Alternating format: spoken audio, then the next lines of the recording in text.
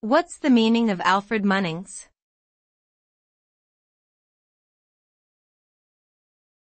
Alfred Munnings.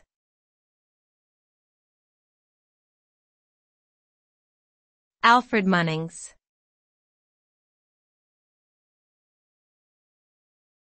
Alfred Munnings.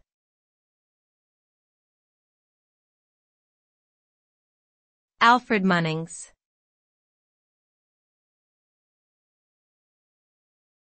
Alfred Munnings.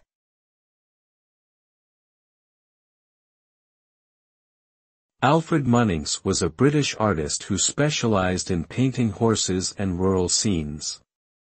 He was born in 1878 and died in 1959. Munnings was a member of the Royal Academy and served as its president from 1944 to 1949. His paintings are highly prized by collectors and are known for their skillful depiction of horses in motion. Munnings is also remembered for his controversial speeches, which criticized modern art movements and praised traditional painting styles.